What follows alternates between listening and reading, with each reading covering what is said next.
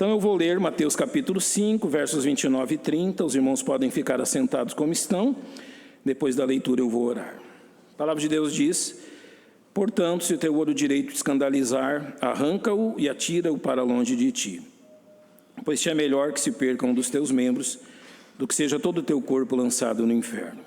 Se a tua mão direita te escandalizar, corta e atira para longe de ti, porque te é melhor que um dos teus membros se perca, do que seja todo o teu corpo lançado no inferno. Bondoso Deus, nós te agradecemos pela vida, pela saúde, por este lugar onde nos reunimos, a fim de termos comunhão uns com os outros e com o Senhor. Agora que temos oportunidade de ter tua palavra aberta diante de nossos olhos, confiamos que teu Espírito Santo também nos conduzirá a aplicá-la em nossa vida e concederá o poder de assim fazer. E é em nome de nosso tão grande Salvador que nós oramos. Amém. Você já leu esse texto mais de uma vez, certo? Na sua leitura anual você passa por ele, eu creio que outras vezes, em outros momentos, você passa por ele também. O que ele significa para você? Ou seja, você já chegou a uma conclusão do que para que serve Mateus 5, 29 e 30? Todo versículo, todo verso das Escrituras tem uma função, um objetivo, e isso não foge a Mateus 5, 29 e 30. A grande questão é se nós sabemos por que Jesus falou isso e no que especificamente esse verso se aplica, a quais condições, a quais circunstâncias da nossa vida, porque há uma junção de questões no conhecimento bíblico. Primeiro, é ter conhecimento. Segundo, é saber por que se aplica. Ou seja, não basta saber que aquele verso está ali, você tem que saber em qual condição aquele verso se aplica. Eu conheço apenas um caso de aplicação extrema desse verso, que foi um caso de um aprisionado que veio a literalmente decepar, amputar uma parte de si mesmo, porque ele entendeu que é isso que esse verso dizia para ele fazer. Eu não conheço nenhum outro caso descrito na literatura. E literalmente não é isso que esse verso está dizendo. Ele não está chamando ninguém aqui a decepar uma parte do seu próprio corpo. Jesus não faria isso. Isso seria uma aberração, isso seria cruel com aquele povo e conosco também, se isso fosse o objetivo do texto. Então não é o objetivo do texto.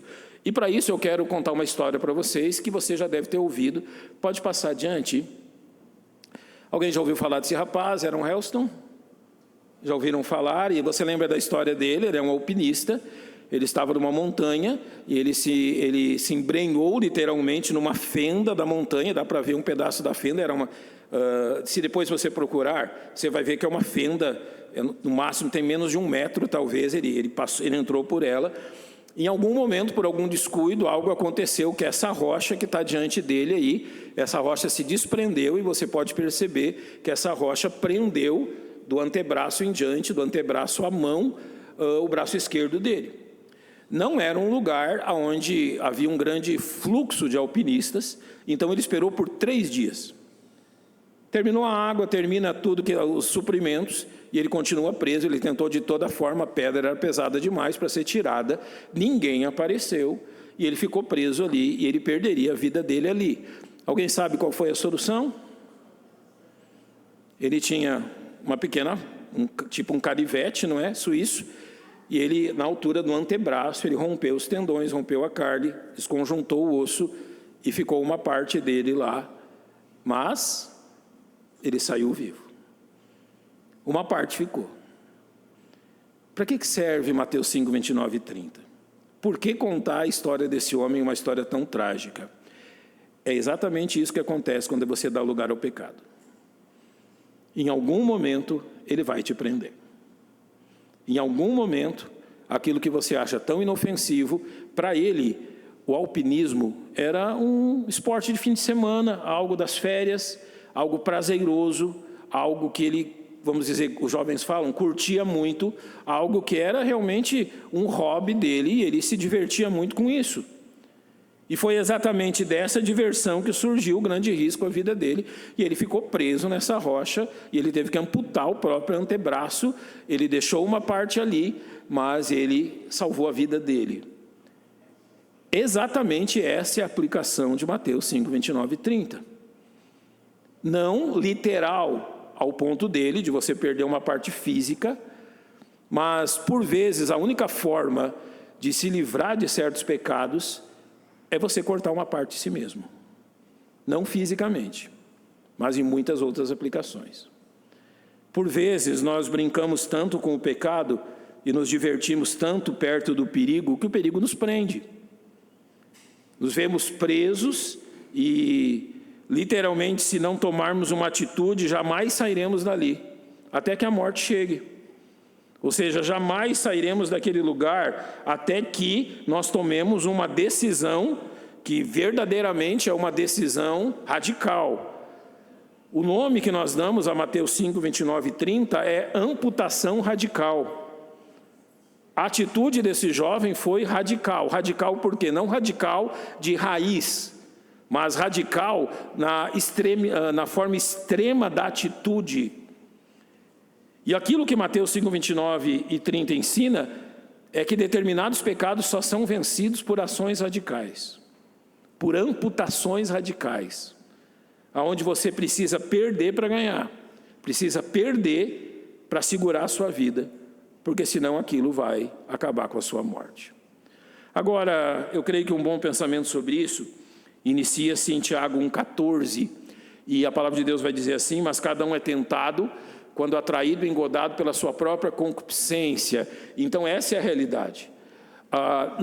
Aquele jovem não foi preso naquela rocha por culpa da rocha, do cânion, nem da montanha.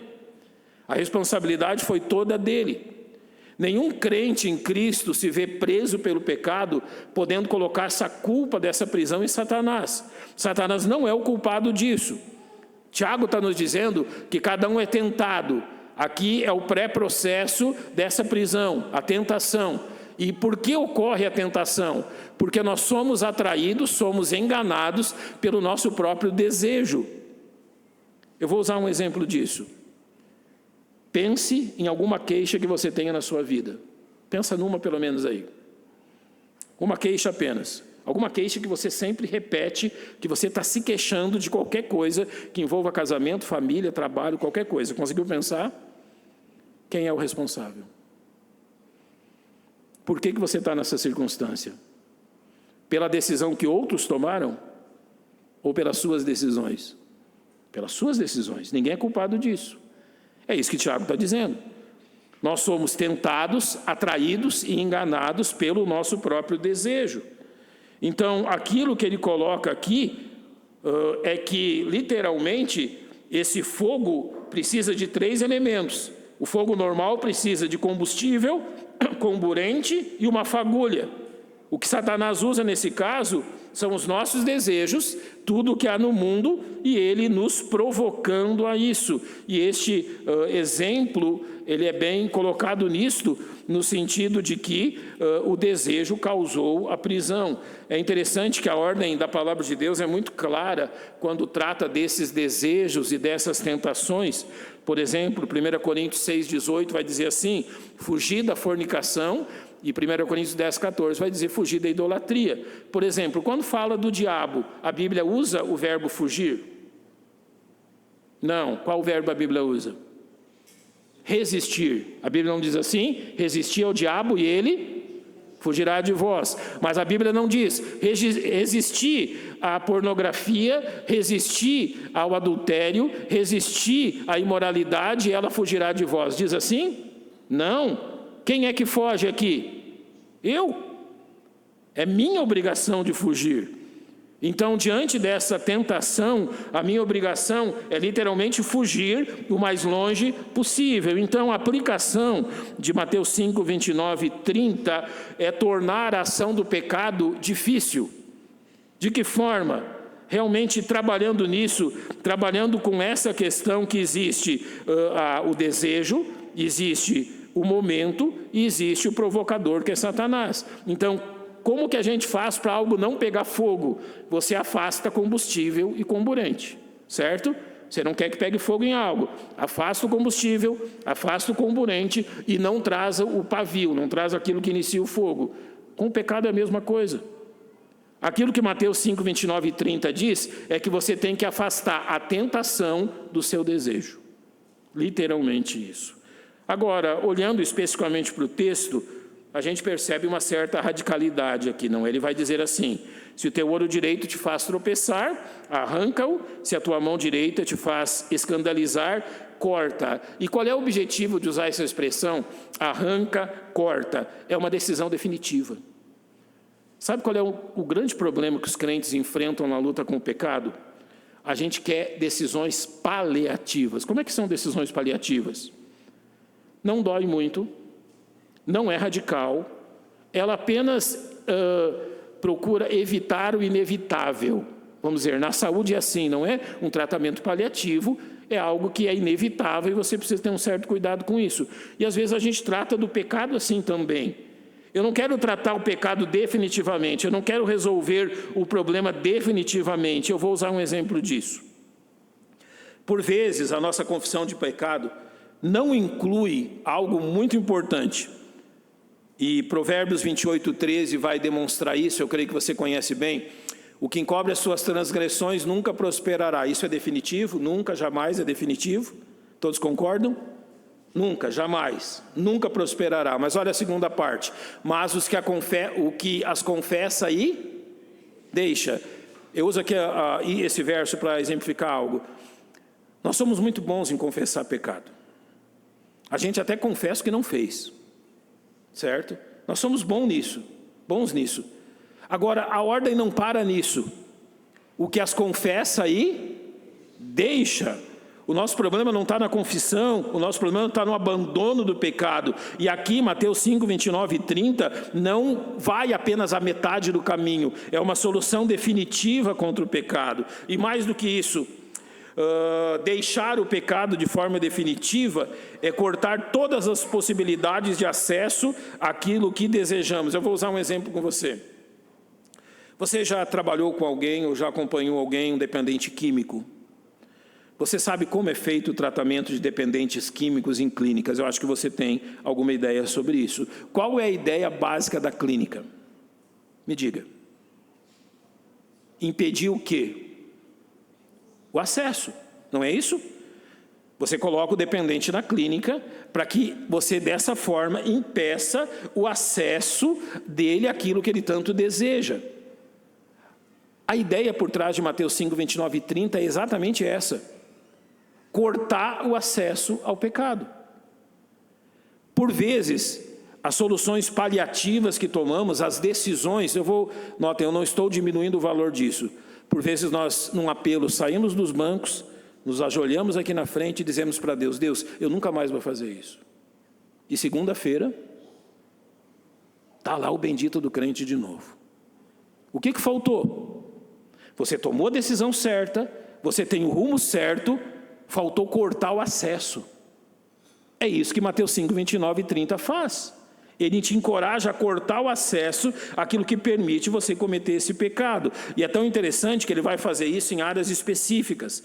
Por exemplo, ele vai dizer: se o teu olho direito te faz tropeçar, se tua mão direita te escandalizar. Ou seja, esse processo de Mateus 5, 29 e 30, ele ocorre onde você tropeça, na área em que você tende a causar escândalo. E notem que isso pode ocorrer em qualquer uma das 4 principais áreas da nossa vida: a área física, a área da convivência social, a área espiritual e a área conjugal. Ou seja, Deus nos deu 4 necessidades básicas e o pecado vem a desfigurar essas necessidades. Eu vou então usar alguns exemplos para que você compreenda isso. Se você pode me acompanhar em Gálatas capítulo 5, eu vou demonstrar como isso se aplica em Gálatas capítulo 5. Eu disse das questões físicas, e ali no verso 21 ele vai falar de 2 questões físicas: bebedices e glutonarias, ou seja, o pecado da embriaguez, literalmente, e o pecado, alimentação pode se tornar um pecado. É isso que ele está dizendo com glutonaria. Ou seja, há doenças oriundas da má alimentação, como a anorexia ou a obesidade. E ele vai dizer que o pecado, ele age nessas questões de uma forma que Deus não mandou.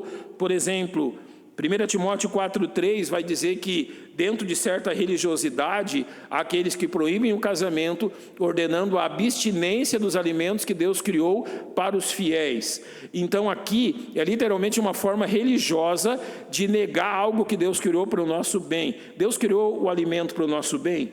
Sim ou não? Quem é que usa errado dele? Eu que uso errado. Deus não criou para o meu mal.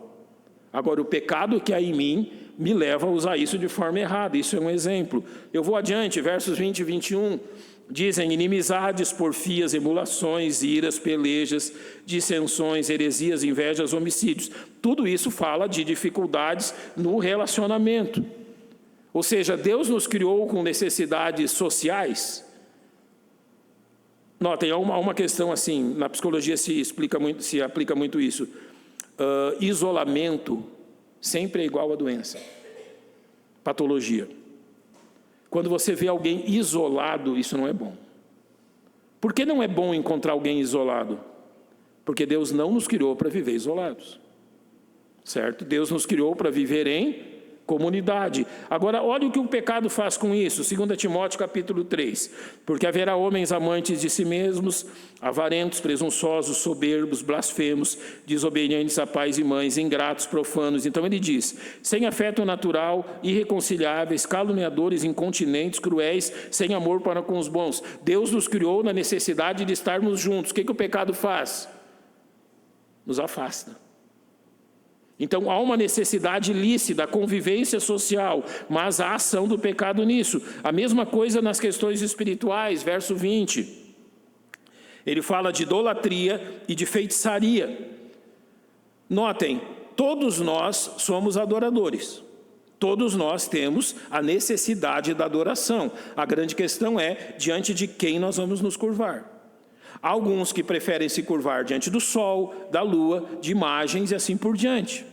E aqueles que, pela palavra de Deus, reconhecem a existência de Deus. E Paulo mostra, então, que essa questão que é necessária de adorar, o que o pecado faz com elas. Romanos capítulo 1, ele vai dizer assim: mudaram a glória do Deus incorruptível, em semelhança da imagem de Deus corruptível, de aves, quadrúpedes, répteis, pois mudaram a verdade de Deus em mentira e honraram e serviram mais a criatura do que o Criador. Uma necessidade lícita de adorar, o pecado transforma em idolatria. Agora olhe para o verso 19, ele vai citar adultério, fornicação, impureza e lascívia. Claramente, o desejo sexual não é pecado, foi Deus que o criou. O desejo sexual é necessário para que o homem e a mulher se casem. Se não houvesse o desejo sexual, adivinha? Nós não casaríamos. Você já pensou nisso? É exatamente isso. Ele não é pecado. Foi Deus que criou com um objetivo muito claro. Mas agora, olhe o que o pecado faz com isso.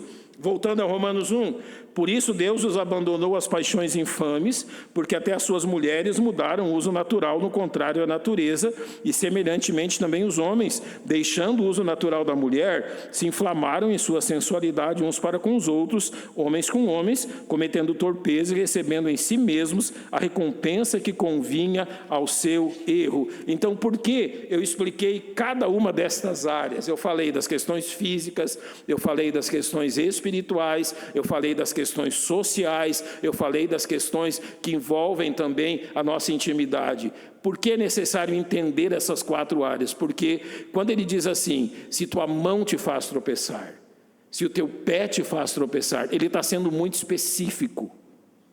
Então, o que nós precisamos olhar para a nossa vida é de forma específica aonde nós fraquejamos. O nosso problema é a mão, é o pé, é a orelha, é a língua. Ou seja, você precisa identificar qual é a área de sua fraqueza, onde Satanás mais lhe tenta e mais, num goianês assim, mais lhe derroba, mais lhe derrota. Meu irmão, aonde é a área pecaminosa que você mais cai? Específico. Qual é a questão específica de questões lícitas que Deus criou, a qual mais Satanás tem conquistado vitória na sua vida? Porque a ordem de Mateus 5, 29 e 30 não é genérica, é específica. Você tem que ir no ponto. Olha, pastor, eu estou sendo derrotado nas questões sensuais. É esse o ponto. Pastor, eu sempre tenho derrota nas questões sociais. Eu sou muito alegre, muito animado, mas quando vem no relacionamento social com as pessoas, eu acabo ferindo elas. É esse o ponto. Vá no ponto. Mateus 5, 29 e 30 trata de pontos específicos. Aonde é que as suas necessidades lhe causam maiores problemas? Aonde é que você é mais derrotado? É esse o ponto que Mateus 5, 29 e 30 manda você tratar. E agora, conduzindo ao final, esta amputação radical é uma ação preventiva que reconhece a nossa fraqueza. Ele vai dizer assim: se o teu olho direito te faz tropeçar, faz o quê? Passa pomada nele. Passa um cremezinho. É isso? Faz o quê? Se a tua mão direita te escandalizar, corta. Isso não é radical? Uma ação definitiva. Mas, acima de tudo, é uma ação que reconhece a nossa fraqueza. Nas vezes que eu tive que tratar com dependentes químicos, em alguns deles eu tive que ser bem rude para dizer: o que você está fazendo aqui ainda? Você precisa estar internado. Não, eu não preciso. Isso são os fracos que precisam. Não, é você que precisa. E o maior trabalho nesse momento é convencê-los que eles precisam ser radicais. Eu trabalho com aconselhamento bíblico há pelo menos 25 anos. Sabe qual é a dificuldade dos crentes que vêm ao aconselhamento? Eles não consideram que aquilo que a gente está dizendo para eles realmente é necessário. O senhor está sendo radical demais. O senhor está sendo realmente extremo demais. Não é isso que a palavra de Deus está dizendo. Eu não vejo suavidade nas palavras: arranca-o, corta-o. Você vê? Coisinha suave, pega lá um cremezinho, passa na mão, fala para a mão: ó, mão tola, por que você está fazendo isso? Muda a sua atitude, é isso? Não, a Bíblia está dizendo o quê? Corta, arranca. E meu irmão, é isso que precisa muitas vezes.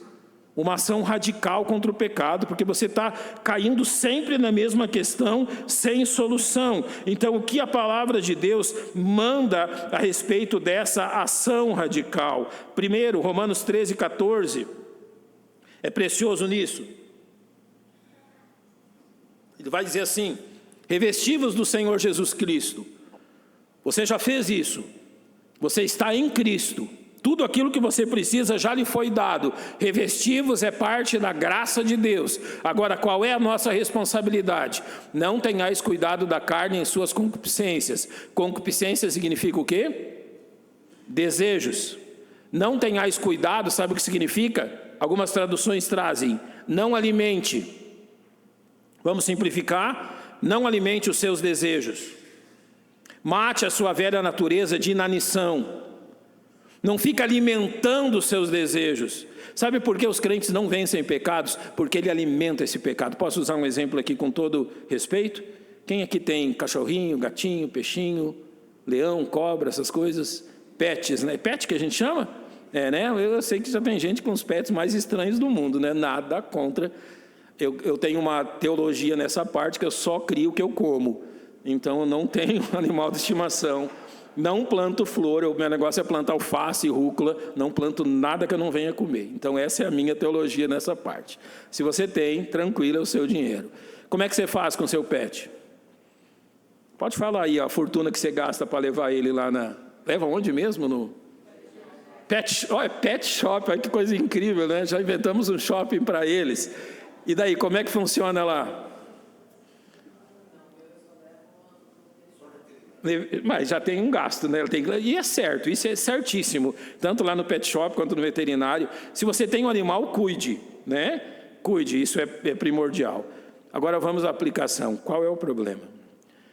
Nós começamos a tratar os nossos pecados como tratamos os nossos pets.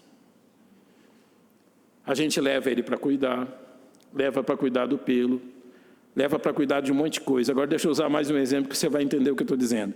Eu falei que tem gente que tem os pets mais estranhos do mundo. Uma pessoa, uma mulher, escolheu comprar uma jiboia. Tem gente que tem, não tem? Cobras de grande porte em casa. Ela alimentou a jiboia, cuidou da jiboia, ela estudou sobre o cuidado daquela cobra, fez tudo isso. E um dia ela acorda e a cobra está estendida na cama do lado dela. E ela achou estranho. E esse comportamento começou a se repetir, e ela foi no veterinário e descreveu o comportamento. E falou assim: doutor, todo dia de manhã ela acorda esticada do meu lado. Ela está doente? Você sabe qual foi a resposta do médico? Não, ela está só te medindo para saber se já dá para te comer. Foi literalmente isso. Agora vamos para nós. Quando começamos a cuidar do pecado, que tamanho que ele é? Qual é a tendência dele quando cuidamos dele? Ele é pequenininho. As crianças não cantam assim, pecado, pecadinho, pecadão, isso. Cantam aqui, né? Lá na igreja elas cantam uma música assim. Você começa a tratar do seu pecado, ele é pequenininho, inofensivo. Um tempo depois, ele está te medindo se já pode te comer ou não. Mateus 5, 29 e 30 diz assim, ó, é isso que você está fazendo. Você já pensou em pegar o seu petzinho querido e dar para alguém ou se livrar dele? Por que você não faz isso? Porque você gosta dele. E é a mesma razão porque você não trata o seu pecado, segundo Mateus 29 e 30, porque você gosta dele. Irmãos, há pecados que nós somos apaixonados. E só tem um jeito de tratar disso. Se tua mão direita te escandalizar, fala. Arranca e joga fora, longe de ti. Se teu pé direito te escandalizar, arranca, joga para longe de ti. Ou seja, não alimente seus pecados. Olha agora, 1 Tessalonicenses 5:22, abstende-vos de toda aparência do mal. Literalmente não é só restringir os desejos da carne, não cuidar do pecado como se fosse um animal de estimação. Se afaste de tudo que tem uma má aparência. Tudo. Absolutamente tudo. Tenha cuidado com isso. Tenha cuidado com as questões que parecem belas, mas são portas do diabo. Por questões que parecem lícitas, mas literalmente são portas do inferno. Te afasta disso, vai para longe disso. Em terceiro lugar, Colossenses 3:5, mortificai, pois, os vossos membros que estão sobre a terra, a fornicação, a impureza, a afeição desordenada, a vil concupiscência, a avareza, que é a idolatria. O que significa mortificar? Nós não podemos nos livrar da nossa velha natureza, mas nós podemos enfraquecê-la, deixá-la sem vitalidade. E por isso que Colossenses 3 diz, portanto, se já ressuscitastes com Cristo, buscai as coisas que são de cima, onde Cristo está sentado à destra de Deus. Pensai nas coisas que são de cima, não nas que são da terra, porque já estáis mortos e a vossa vida está escondida com Cristo em Deus. Vou lhe usar um exemplo. O nosso velho homem morreu, ele não existe mais, mas você já percebeu que nós agimos para com ele? Notem, eu vou ser muito sensível a citar esse exemplo, porque talvez isso diga respeito a alguns de vocês. Então eu vou citá-lo com muito cuidado. Por vezes, lá na igreja a gente já passou diversas vezes por isso. Quando alguém da sua casa falece, morre. Há pessoas, por exemplo, aconteceu ano passado, que exatamente um ano depois, a esposa veio com o carro lotado de coisas do falecido e disse, pastor, faz um ano que meu marido faleceu, dá essas coisas para alguém? Mas ela esperou quanto tempo? Durante um ano, aquelas roupas ficaram lá no guarda-roupa, ficou tudo lá. A gente tem que entender isso, cada um tem o seu tempo, tranquilo, não julgue por isso. Cada um tem a sua forma de lidar com o luto. Tem gente que um dia depois já tira tudo, tranquilo, cada um tem sua forma, não tem problema. Agora, você já percebeu como que a gente trata com o velho homem que já morreu? Ele já morreu. Ele não está mais lá em casa e eu faço a mesma coisa. Eu guardo as coisinhas do velho homem como se fossem um troféu. Vou usar um exemplo. Um irmão em Cristo precioso era conhecido na cidade como um bom jogador de futebol. Na várzea, ele era um tanto violento, um tanto cabeça quente, e ele ganhou muitos troféus, e ele era conhecido pela sua virilidade, não é? Jogava futebol, o time dele foi muitas vezes campeão, e os troféus e as medalhas estavam todos lá na estante. Daí um dia ele vem para a igreja e conhece a Jesus Cristo. O Jair conheceu a Jesus Cristo. Chamavam ele de Pelezinho. Ele não voltou para o time dele. Ele entendeu que aquilo não fazia mais parte da vida dele. E os troféus? Os troféus eram uma homenagem ao velho homem. Era uma homenagem àquilo que um dia ele foi, mas não era mais. Quando nós estudamos na igreja Romanos 6, eu falei sobre isso. E eu disse, olha, por vezes nós guardamos as lembranças do velho homem com muito orgulho dele. Orgulho de quê, meu irmão? Quando terminou aquela mensagem domingo de manhã, eu estava almoçando, o irmão da igreja me mandou uma imagem de um monte de coisa pegando fogo. Eu, o que está acontecendo? Ele falou assim, pastor, eu entendi a mensagem dessa manhã. O senhor lembra o dia que eu me converti? Eu falei, lembro. Naquele dia eu falei para o senhor que eu nunca mais voltaria na maçonaria. Ele nunca mais voltou. Sabe o que ele estava queimando naquele dia, 5 anos depois? Ele tinha guardado tudo. Todas aquelas roupas, livros. Eu disse, meu irmão, eu nunca vi um livro desse, eu queria ter. Para mim estudar esse negócio. Você está postando fogo tudo e tudo. Mas era o certo. Ele disse, desde aquele dia, aquele domingo que eu me converti, eu nunca mais voltei lá. Mas tudo isso aqui foi o que eu guardei do velho homem. E hoje eu entendi que isso tinha que ser jogado fora também. Ele botou fogo em tudo. Meu irmão, alguns dos seus pecados não é porque você ainda guarda lembranças do velho homem que não deviam estar mais ali. Você continua não fazendo aquilo, mortificai os vossos membros, mas você continua guardando lembranças de alguém que não existe mais. Como é que você vai vencer o pecado?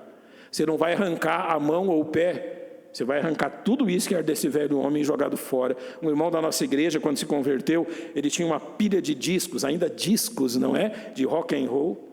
Ele, pastor, eu vou dar tudo isso aqui. O pastor falou, não dá para ninguém, leva lá no seu pátio e senta a marreta. Foi o que ele fez. Acabou com tudo aquilo. Isso aqui é de um velho homem. E isso é uma decisão radical. E para terminar, acima de tudo, seja humilde e vigilante. 1 Coríntios 10, 12 diz, aquele, pois, que cuide estar em pé, olhe que não caia. E o Senhor Jesus diz em Mateus 26, vigiai e orai para que não entreis em tentação. Na verdade, o espírito está pronto, mas a carne é fraca. Então, meu irmão, há pecados que só serão vencidos por uma atitude radical. Um olho, uma mão, são membros importantíssimos do nosso corpo.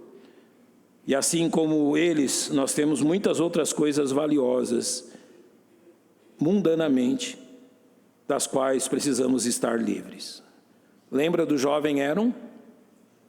Deixou o antebraço lá, mas está vivo para contar a história. Você prefere o quê?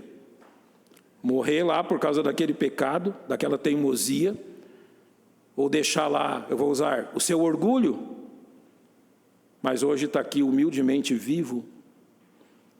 Quantos crentes, por uma questão de orgulho, perderam a sua vida?